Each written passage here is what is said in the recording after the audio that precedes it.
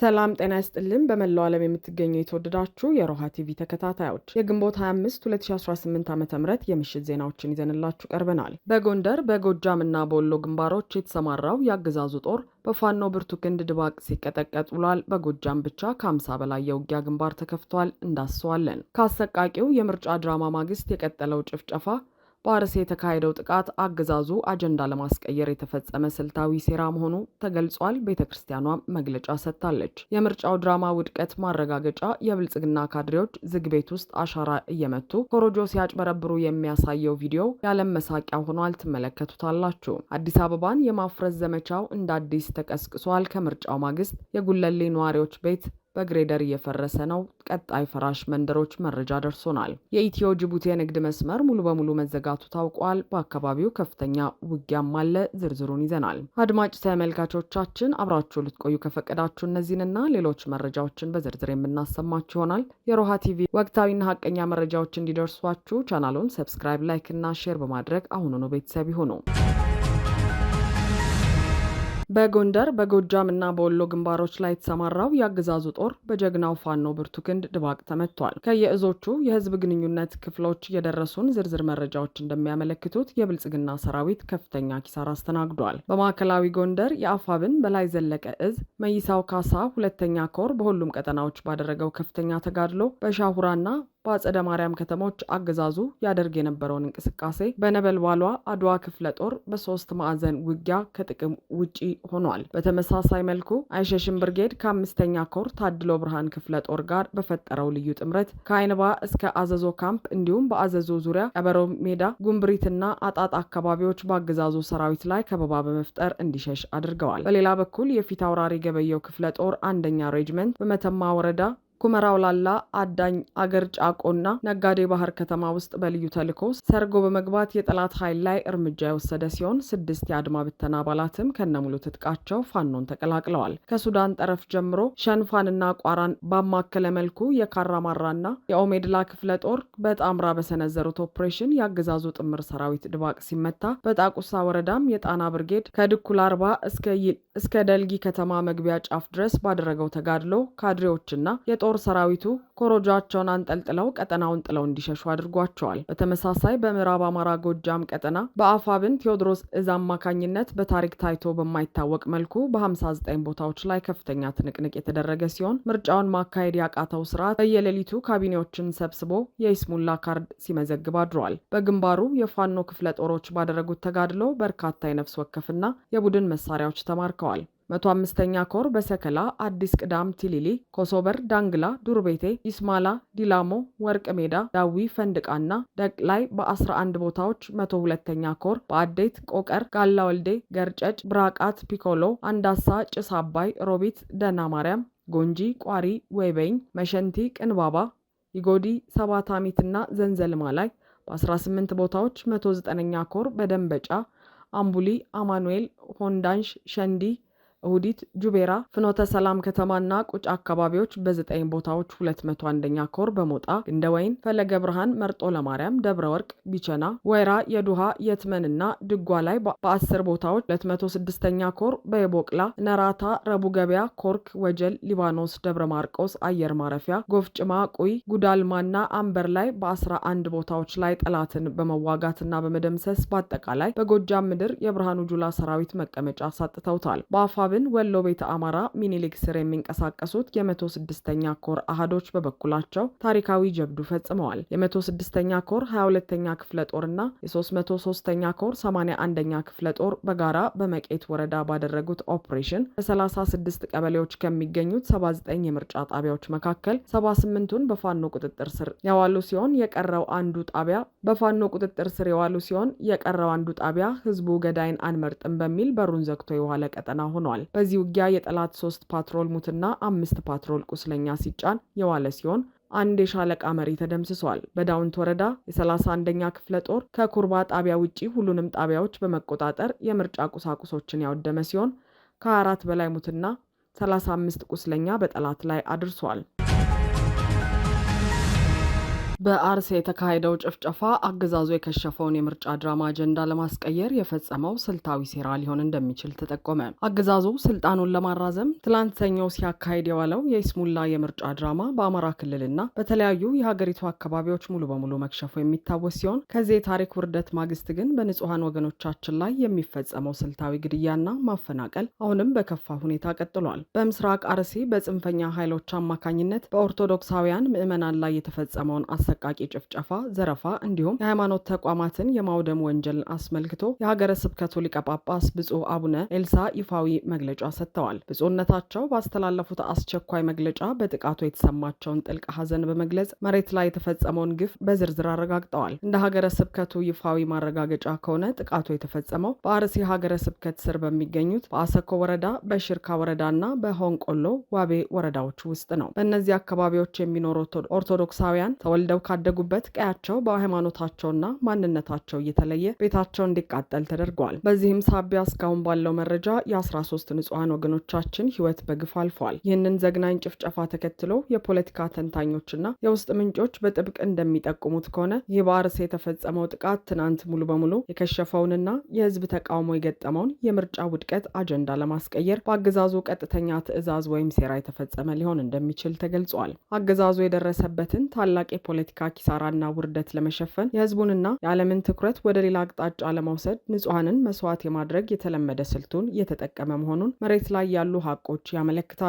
ለዚህም ማረጋገጫው የአገዛዙ ልሳን የሆኑት የብልጽግና የሚዲያ ተቋማት ይህንን የ13 ንጹሐን ወገኖቻችንን የጅምላ ጭፍጨፋና የ101 ዓመት ዕድሜ ያለው የቤተ ክርስቲያን መቃጠል አንዳችን መረጃ እንዳይወጣ አፍነው መያዛቸውና እንዳይዘገብ ማድረጋቸው የታቀደው ሴራ አካል መሆኑን ፍንትው አድርጎ ያሳያል። ሀገረ ስብከቱም በግፍ የተገደሉ ምዕመናንን በስም ጠቅሶ ይፋ ያደረገ ሲሆን አቶ ደምረው አበራ፣ ከፈለኝ ልክ የለው፣ ኃይሉ ንጉሴ፣ እሸቴ ዳመና፣ አበባየው ዳኜ፣ ሰሙ አባይነህ፣ አንድ የሚሊሻ አባል እንዲሁም የ80 ዓመቱ አዛውንት አማረ በላይነህ፣ ወጣት ተሬ ደሴ፣ ወጣት ገነነ ጥላሁንና ሙርቴሳ ጥላሁን ከሸርካ ወረዳ እንዲሁም አቶ ንጉሱ ማንደፍሮና አቶ በቀለ ኃይለ ሚካኤል ከሆንቆሎ ዋቤ ወረዳ መሆናቸው ታውቋል። ከዚህም በተጨማሪ ከተገደሉ ወገኖቻችን ባሻገር በአሰኮ ወረዳ የሚገኘውና የታሪክ ቅርስ የሆነው ቤተክርስቲያን ሙሉ በሙሉ በእሳት እንዲጋይና እንዲወድም ተደርጓል። በካራ ኩፍተና መድኃኔ ዓለም ቤተክርስቲያን ላይም ከፍተኛ ዘረፋ የተካሄደ ሲሆን በጥቃቱ ሳቢያ በአሰኮ ወረዳ ብቻ ከ280 በላይ ምዕመናን ከመኖሪያ ቀያቸው መፈናቀላቸውና ንብረታቸውና ከብቶቻቸው መዘረፉ ታውቋል።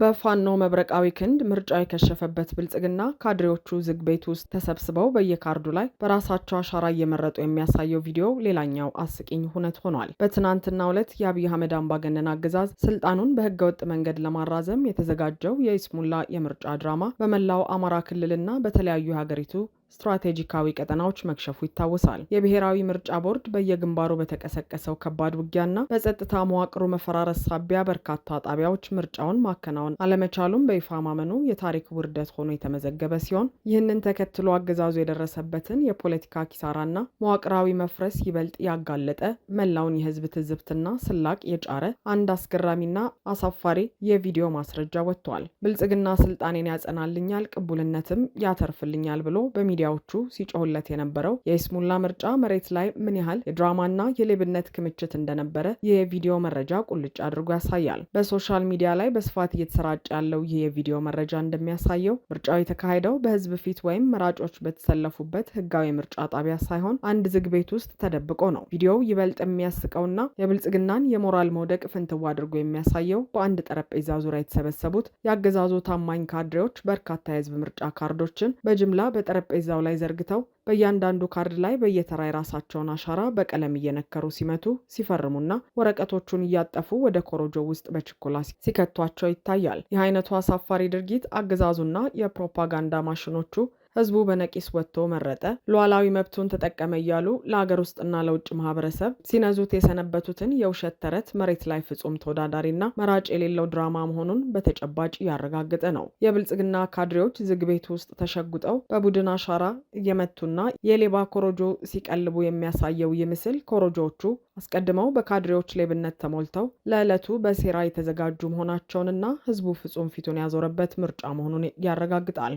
የፖለቲካ ተንታኞችና የሶሻል ሚዲያ ታዛቢዎች ይህንን ጉድ ተከትሎ ክስተቱን ራሳችን ፈትለን ራሳችን አምርተን ራሳችን መረጥን የሚል ሰፊ ስላቅን እየሰጡበት ይገኛል። ትናንት አብይ አህመድ ቦምብ እየለቀምን ነው ምርጫ ያካሄድ ነው ሲሉ የሰጡት መግለጫ ትክክለኛ መሬት ላይ ያለው ትርጉም የህዝብ ድምፅና መራጭ በሌለበት ዝግ ቤት ውስጥ ተደብቀን ኮሮጆችን በካድሬዎች አሻራ እየሞላን ምርጫ አስመሰልን ማለት መሆኑን ይህ ቪዲዮ በተጨባጭ መስክሯል። በውጊያ የከሸፈበትና ቅቡልነት ያጣው የብልጽግና ስብስብ አሁን ላይ የህዝብን ድምፅ ከመስረቅና ከማጭበርበር አልፎ የራሱን ካድሬዎች ውርደት በካሜራ እያሳየ የዓለም መሳቂያና መሳለቂያ የወደቀ ስርዓት መሆኑን ይህ ታሪካዊ ክስተት በደማቅ ቀለም አስመስክሯል።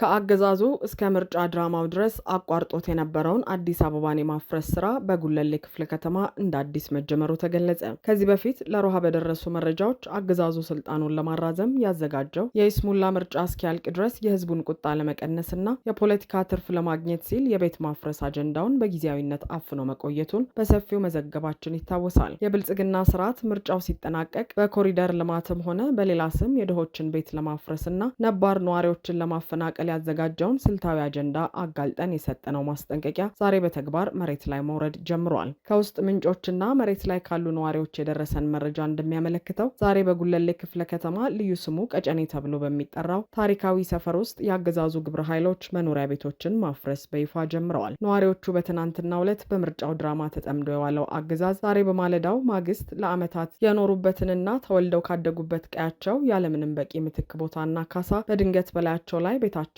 ማፍረሱ ፍጹም ጭካኔና ወንበዴነት የተሞላበት ተግባር መሆኑን በጥልቅ እንባና ሐዘን እየገለጹ ይገኛሉ። ይህ ዛሬ በጉለሌ ቀጨኔ የተጀመረው መጠነ ሰፊ የማፍረስ እርምጃ ከዚህ ቀደም እኛ የጠቀስናቸውና አገዛዙ በጥቁር መዝገብ ውስጥ ያስገባቸው ሌሎች የአዲስ አበባ አንጋፋ ሰፈሮች በቀጣይነት ሙሉ ለሙሉ እንደሚፈርሱ ማረጋገጫ ሆኗል። ከውስጥ ምንጮች ያገኘነውና በቀጣይ ቀናት ግሬደር ሊገባባቸው የተዘጋጁት ፈራሽ ሰፈሮች ዝርዝርም በከተማዋ የተለያዩ ስትራቴጂካዊ ቀጠናዎች ላይ ያነጣጠረ ነው። በእቅዱ መሰረት ከ6 ኪሎ ተነስቶ እስከ ቀበና አደባባይ ድረስ ያሉት ሙሉ ሰፈሮችና በታሪካዊነታቸው የሚታወቁ የመኖሪያና የንግድ መንደሮች ሙሉ በሙሉ መሬት ላይ እንዲወርዱ ይደረጋል። ይኸው የማፈናቀል መስመር ቀጥታ በመዘርጋት ከቀበና በመነሳት በ05 ቤላ አድርጎ እስከ ፈረንሳይ ለጋሲዮን ድረስ ያሉ ሰፋፊ መንደሮችንና የነዋሪዎች ማደሪያዎችን ሙሉ በሙሉ ያጠቃልላል። ከዚህም ባሻገር የሀገሪቱ ትልቁ የንግድ ማዕከል የሆነው መርካቶ ሙሉ በሙሉ እንዲፈርስና ነባር ነጋዴዎችና ነዋሪዎች እንዲፈላቀሉ የተወሰነ ሲሆን በሽሮ ሜዳ አካባቢ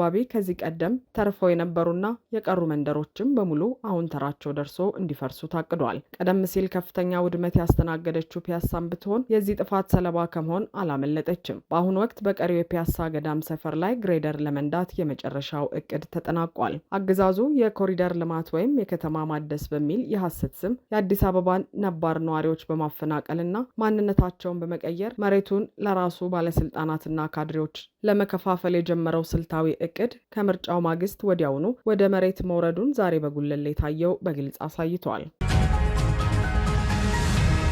የኦሮሞ ነጻነት ሰራዊት የኢትዮ ጅቡቲ የንግድ መስመርን መዝጋቱን ተከትሎ በስትራቴጂካዊው ቀጠና ላይ ሰፊና ከባድ ውጊያ እየተካሄደ መሆኑ ተገለጸ። የሀገሪቱ ዋነኛ የገቢና ወጪ ንግድ መተላለፊያ በሆነው ስትራቴጂካዊ የኢትዮ ጅቡቲ ትራንስፖርት መስመር ላይ ከፍተኛ ውጊያ እየተካሄደ መሆኑ የታወቀ ሲሆን እየወጡ ያሉ መረጃዎች እንደሚያመለክቱት የኦሮሞ ነጻነት ሰራዊት ታጣቂዎች መስመሩን ሙሉ በሙሉ በመዝጋት ቁጥጥር ስር ያዋሉት ሲሆን ይህንን ተከትሎ በአካባቢው ሰፊ ውጊያ እየተካሄደ ይገኛል። የኢትዮ ጅቡቲ መስመር የአገዛዙ ዋነኛ የነዳጅ የቁሳቁስና የኢኮኖሚ መተንፈሻ መሆኑ የሚታወቅ ሲሆን ይህ መስመር መዘጋቱ በአገዛዙ መዋቅር ላይ እጅግ ከባድ የፖለቲካና የሎጂስቲክስ ስብራት ፈጥሯል። መስመሩን ለማስከፈትና ታጣቂዎቹን ለማስለቀቅ የአገዛዙ የጦር ኃይሎች ወደ ቀጠናው በስፋት ቢንቀሳቀሱ በኦሮሞ ነጻነት ሰራዊት በኩል በተሰነዘረባቸው ጠንካራ መከላከልና ማጥቃት ሳቢያ ውጊያው ይበልጥ እየተባባሰና እየሰፋ መሄዱን መሬት ላይ ያሉ ምንጮች ያረጋግጣሉ። በዚህ ከባድ ውጊያ ምክንያት በሁለቱም ወገኖች ላይ ከፍተኛ የሰውና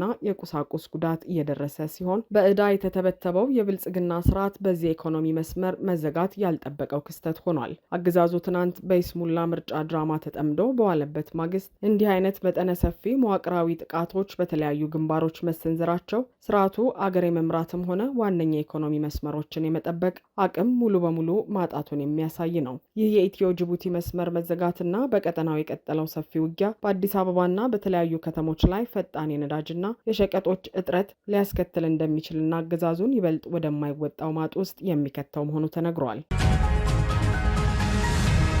አድማጭ ተመልካቾቻችን የሰዓቱ የሮሃ ቲቪ ዜናዎች የተከታተላችኋቸውን ይመስሉ ነበር። አብራችሁን ስለነበራችሁ ከልብ እናመሰግናለን። ሰላም።